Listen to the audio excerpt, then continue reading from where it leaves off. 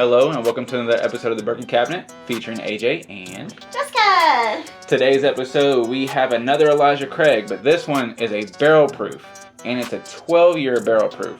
Mm-hmm. Go ahead and tell them, break it down for them. Also likewise at 121 proof, just since we left out that little tiddly bit. So as we have discussed about Elijah Craig before, just in case you haven't seen our previous videos, they are located in Bardstown, Kentucky. They were founded by Heaven Hill Distillery in 1986. Basically, I'll go through the story since he's pouring it anyhow. We forgot to get the glasses. Yeah, we'll grab that too. Here, I got you. Yeah, Elijah Craig is known as the father of bourbon. He was just because he was the first person who aged all of his whiskey in new charred oak barrels, which is a patent, trend, or law, or whatever you want to call it, that you have to uphold nowadays to be classified as a bourbon. Elijah Craig is very much a household staple in a lot of homes. Either you like Bullet, Elijah Craig, or Woodford, and or Wild Turkey, or Old Forester too. But those are definitely your tops. As far as Elijah Craig is concerned, I have to say, I like it more than Woodford. They're run-of-the-mill ones, but most Elijah Craigs, in my opinion, are best for mixing drinks. But yeah, I'm usually super fond of their barrel proof, so let's do this. Let's try and see.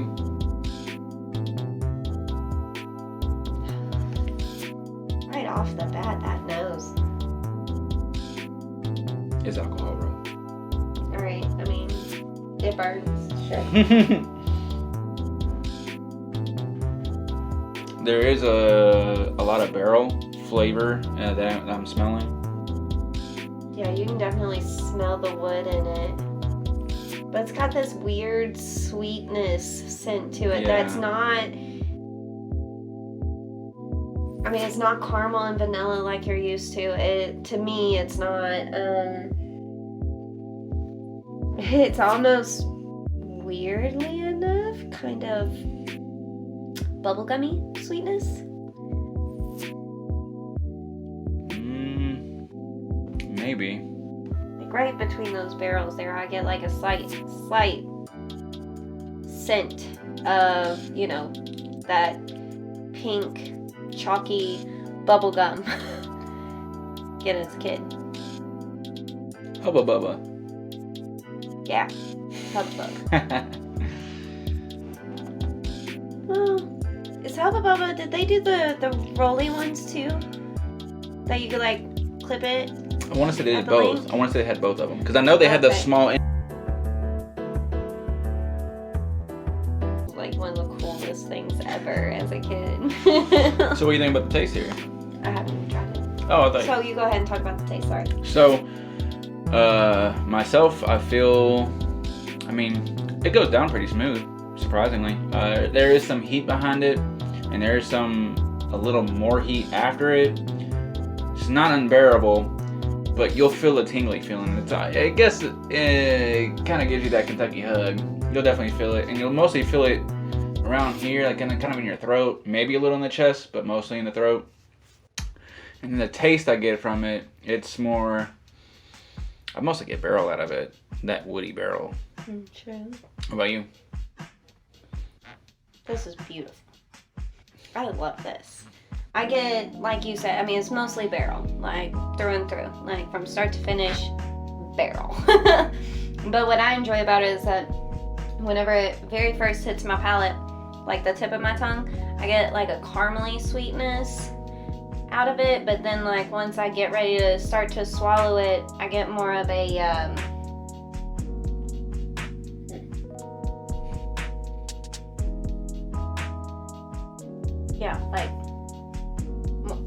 more of a honey sweetness. which is really, really nice. And it coats your tongue and gives like this thick kind of texture to it, but it's not overly thick. Like we've drank others on this show that were way thicker than this, and I described those as buttery or oily. This one, it's not enough of either of those for me to claim it being that, in my opinion, but it still has that ever so slight thickness coating, which is really nice because it just like coats your palate and just hangs out, but it's not like I'm gonna punch you in the face. It's like, you know, it's just like, duh. And I really enjoy that. Like, yeah, no, I think this is really nice. I mean, you get a little bit of cinch, but it's not hardly anything, in my opinion. Not for something that's 121 proof. Yeah, it is a lot lighter for considering how much proof it is, for sure. Yeah, I mean, just drinking this by itself, I would guess this to be right at like 100 to 105. Yeah, same. 105 max, though. Definitely not over that. So, I mean, yeah, no, this is absolutely phenomenal. I love it. So, because it's so phenomenal, what would you rate it? For at least the sipping it.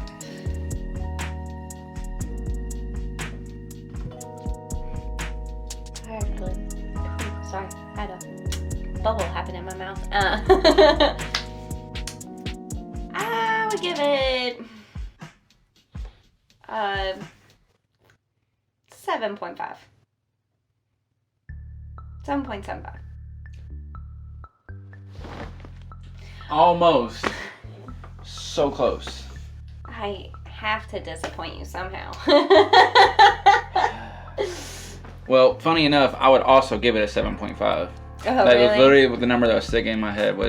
It's a little better than a 7, but I don't think it's quite as good to be an 8, but it's close. See, I just feel like 7.5 is kind of being rude to it, in my opinion. I mean, like, yeah, it's close to what I want to claim it as, and it definitely doesn't make an 8 for me, but, like, I don't know. I'm stuck. I'm like the little wavy leg, wishy-washy, in between line, you know? Let's try these and see if this is any different.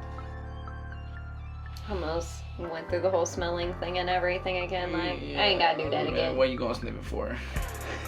Maybe I like snorting my bourbon. I'm just kidding. Do not ever snort do that. Don't bourbon. ever do that. I've done it on accident, and it was the worst possible thing ever. So you accidentally put your nose to the... Yeah, because I was trying to get a smell like this one day. Did that. And I got way too close to it, and it was at work, and I straight up snorted it, and it burnt for hours. Like, hours. That sounds awful. That sounds awful. Awful.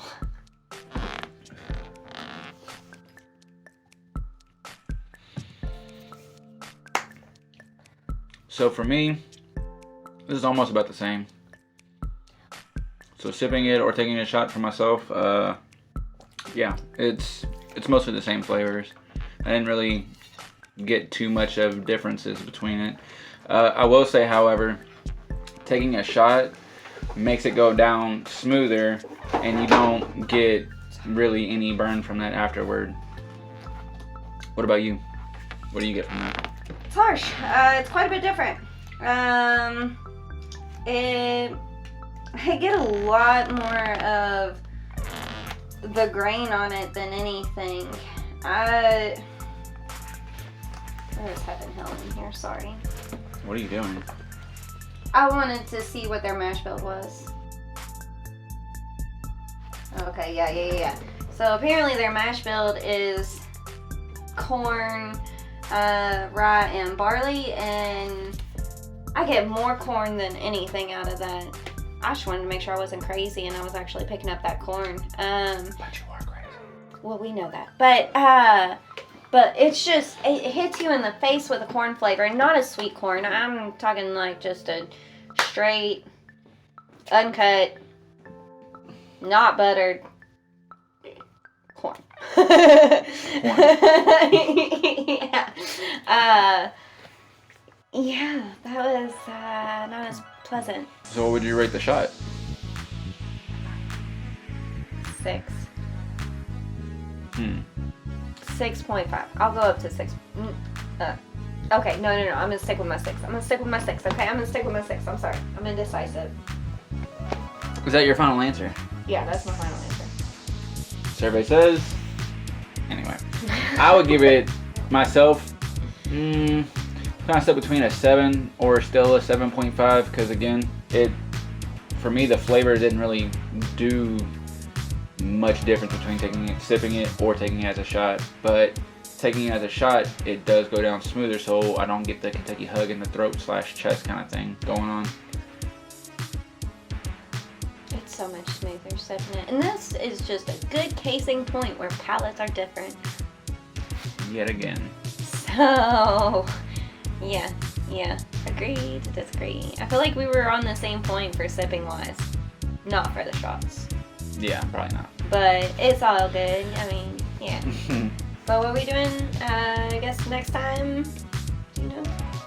On the next episode, I don't know. Awesome. It should be on a list. Yeah, but we don't feel like getting up to grab it. So. Even though you got up and got the other paper. Well, I didn't get up. It was right here. I didn't even have to move. But anyways, yeah. So tune in next time for our next fun-filled bourbon segment. We continuously keep adding on to this bar. So yeah, we really need to get these cranking out so you guys know at least our opinion as to what we think about it, and then make your own decision on if you want to try it or not. But yeah, until next time. Ja, matane. I really wasn't sure if you would actually say ja, matane or not. I didn't know if you wanted me to say that or not. You know, I can. I looked at you, I was like,